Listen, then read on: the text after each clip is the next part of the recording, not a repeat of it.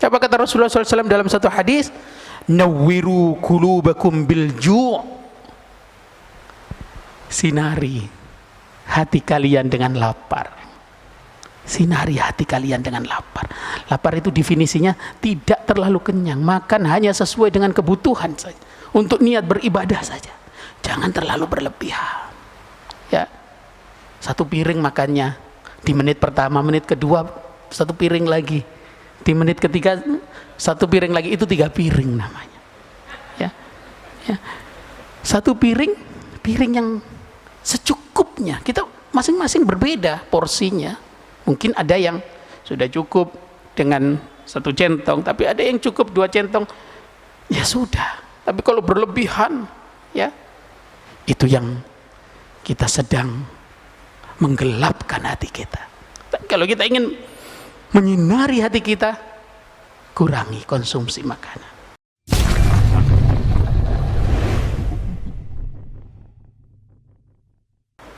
Maka yang menarik nanti ada penjelasan al-ilmu nur.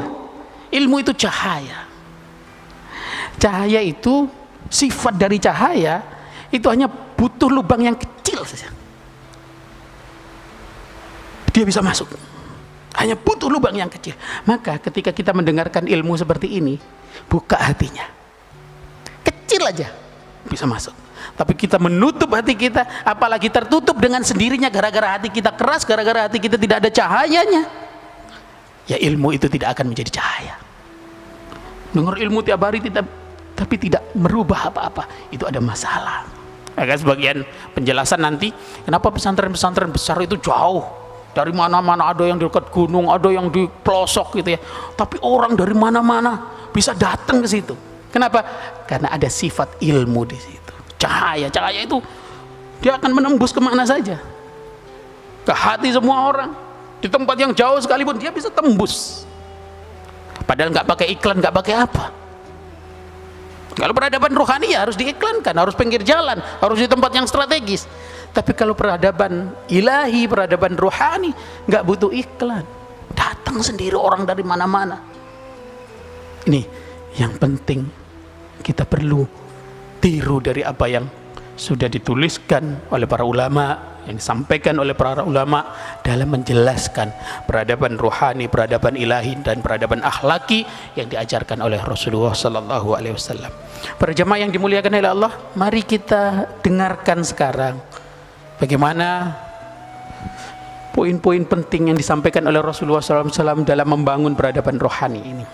Apa kata Rasulullah sallallahu alaihi wasallam dalam satu hadis? Nawwiru qulubakum bil ju'. Sinari hati kalian dengan lapar. Sinari hati kalian dengan lapar.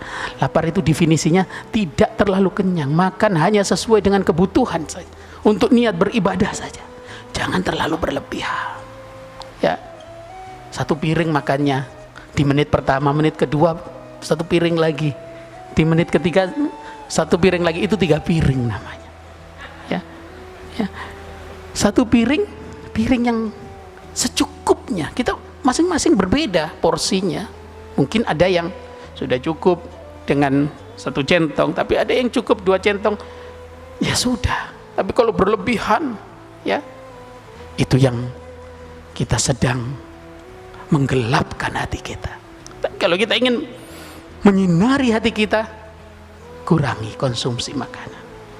Ya, jangan sampai ini, kalau para jamaah yang hidup dalam dunia medis, dunia kedokteran, dekat dengan dunia medis, dengan dunia kedokteran, paham bahwa ketika kenyang, ya, oksigen larinya ke perut semua, maka kemudian larinya ngantuk, ya, dengan ikut di majelis tapi minal awal ilal akhir,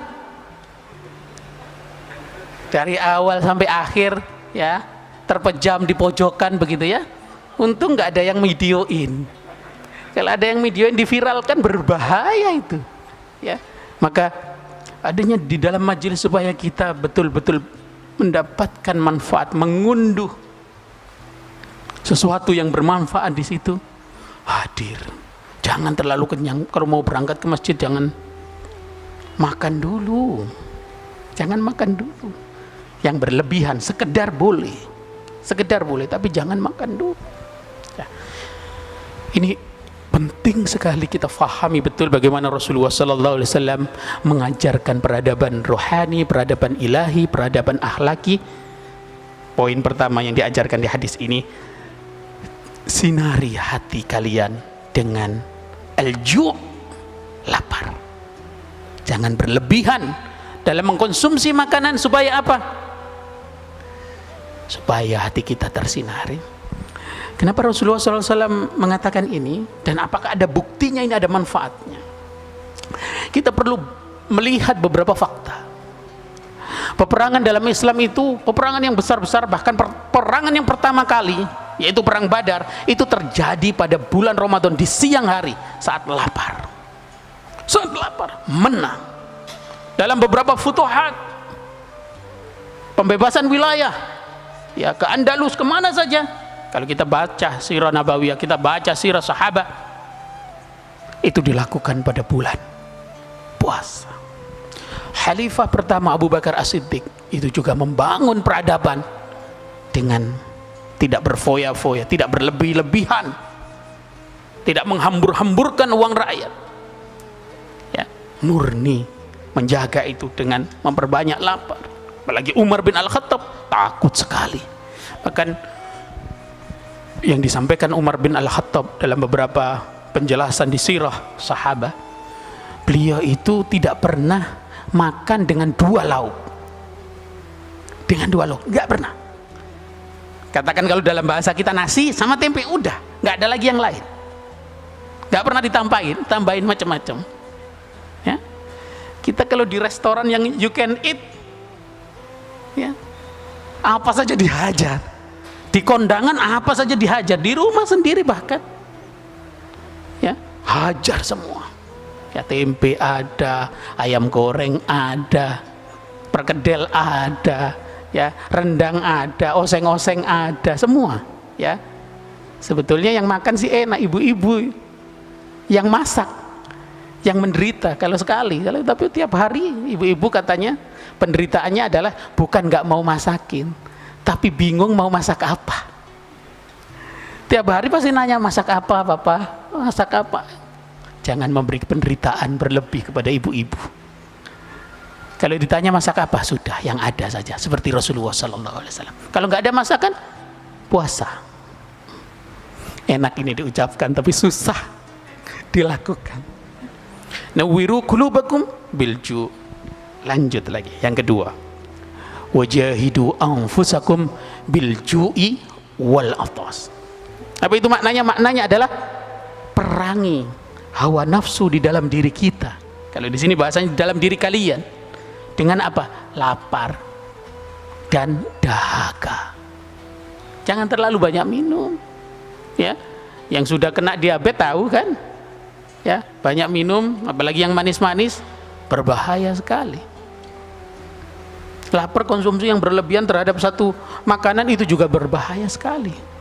Dan keberhasilan kita, kemenangan kita dalam melawan nafsu yang ada di dalam diri kita, yang diajarkan oleh Rasulullah SAW, pertama adalah mengendalikan makan dan minum. Kalau kita berhasil mengendalikan makan dan minum, itu artinya lawan-lawan yang lain lebih ringan. Tapi kalau kita tidak berhasil mengendalikan makan dan minum kita, itu artinya lawan-lawan yang lain lebih berat. Kita perang. Nafsu-nafsu yang lain lebih berat kita perang.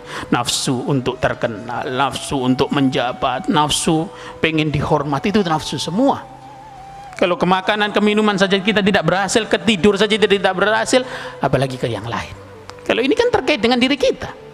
Tapi kalau terkenal, menjabat, ya, dihormati orang, hubungannya dengan orang lain, ya, faktornya banyak. Tapi kalau makan dan minum, faktornya ada di dalam diri kita. Kalau kita gagal, itu artinya memang kita orang yang kalah. Ini penting, kita perlu fahami yang diajarkan oleh Rasulullah SAW dalam poin kedua di hadis atau riwayat ini. Yang ketiga, wadimu qur'aba bil jannati bil ju'. Langgengkan terus menerus, ketuk pintu surga itu dengan lapar.